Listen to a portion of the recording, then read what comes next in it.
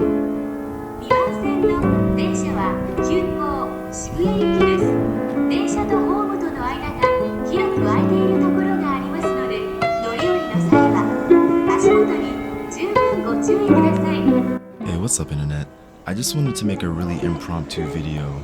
I get asked quite a lot, what is it like to be black in Japan? And I don't really have too much of a story to say about it.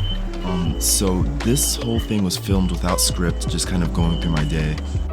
I had a couple of talking points, but it's not scripted, so there are places that I do misspeak, and I'll put little subtitles on the screen to clarify that. Also, if there are any further questions, I will be happy to answer them later. So, yeah, let's just get to the first point.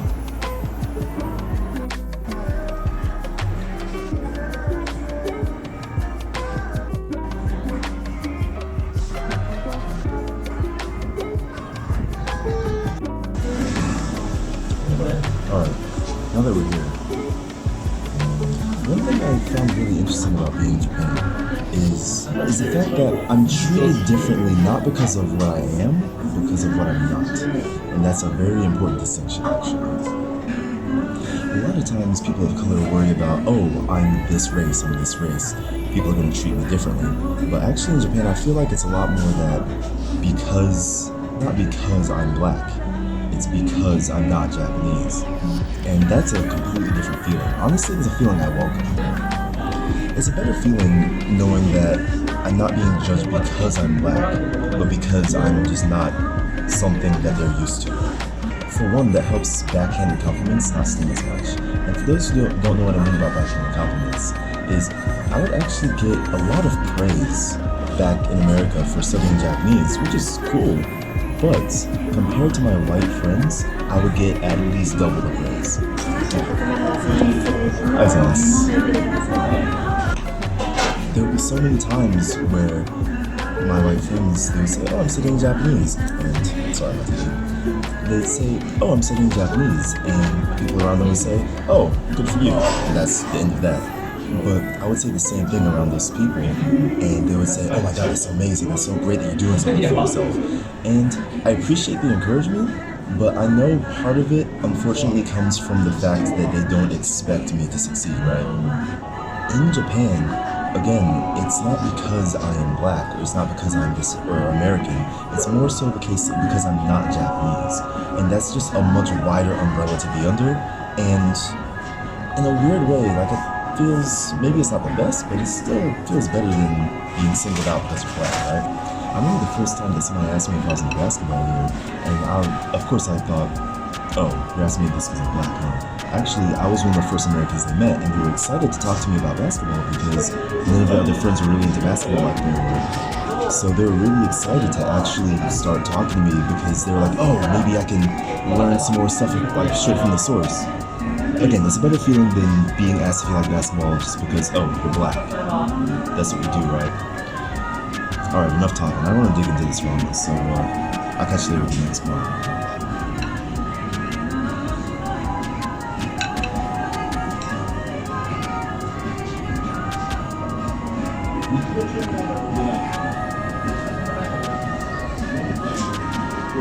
It's good stuff.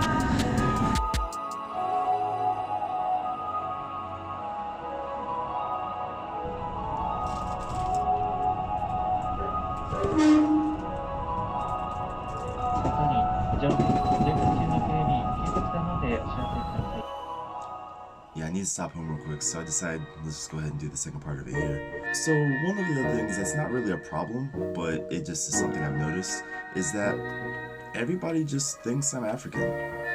Like, if you're black, you're African, and you can't blame them, right? Like, a lot of the black people that they come into contact with are either Africans or military black Americans. So you can't really fault them for not being able to tell us apart. Of course, you know, being American or being African, you can tell the other one apart really quickly. But that's just a skill that, you know, they haven't gotten used to. In the same way that in America, people think that a lot of Chinese, Korean, other East Asians, Japanese people all look alike. It's only when you're exposed to them for some time that you can easily, you know, start telling the differences, right? Oh, there is one caveat that really does annoy me though. I found that particularly in Harajuku and Shinjuku, there are a lot of Africans that are trying to pretend like they're Americans. And that does annoy me a little bit just because there is the media idea of that, oh, black people are cool and Americans are cool, right?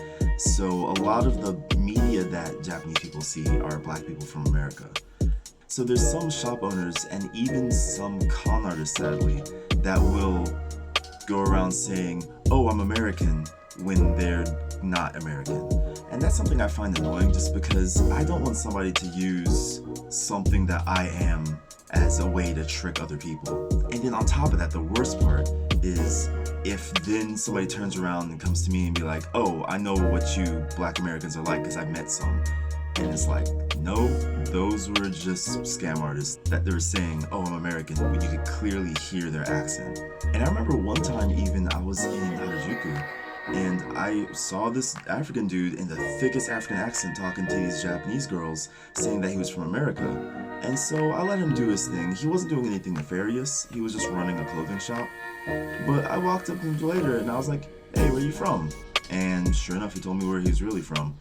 And I'm like, dude, that's not, like, I didn't tell him that I even understood in Japanese, but I was just, in my mind, I was like, dude, because I've been in situations where people thought that I was one of the scam artists when I had nothing to do with it. And again, they told me, oh yeah, the last couple of black people I met from America. And of course, I asked, oh, where were they from? Oh, LA. Oh, New York. Yeah, because they don't know any other place to lie to you about. But don't get it twisted. That's not saying that all the Africans I've met here are bad people. In fact, I can count on one hand how many unfortunate cases I've met. But then again, I've met some people from all over. I met more Japanese people that were jerks than I've met Africans that were jerks in Japan. I mean, ratios, but still.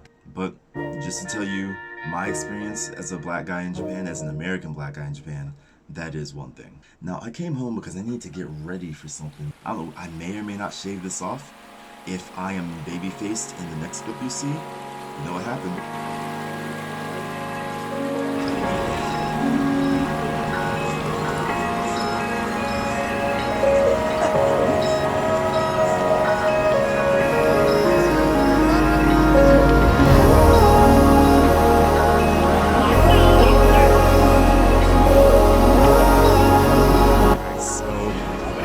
Here's the deal. It's way too cold out here right now. I kind of forgot to not procrastinate, so we're gonna have to do this as we're walking. Anyway, thing 3. There's a subset of people who are really into hip hop, right?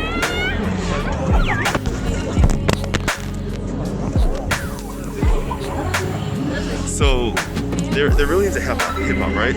This means that as probably one of the first black people that they've ever met, they're gonna look to you for a lot of questions and answers to things that you might not have the answer to. Just because, oh, you're black, so you must know about rap and hip hop. Now, that is profiling, yes, but again, these people are really into hip hop and just black culture in general, right? Now, some people will argue that that's cultural appropriation. I don't see it. I see it more as an appreciation and appropriation, because appropriation normally has more nefarious dealings behind it, but it's really only America that even thinks that cultural appropriation is a thing. So that's that.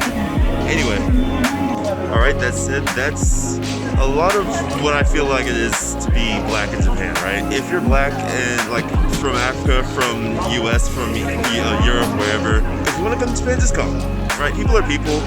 Like, you're gonna be looked at as a foreigner anyway. So just come have a good time, alright? Yeah, that's all I gotta say. Anyway, by the way, I do wind up shaving.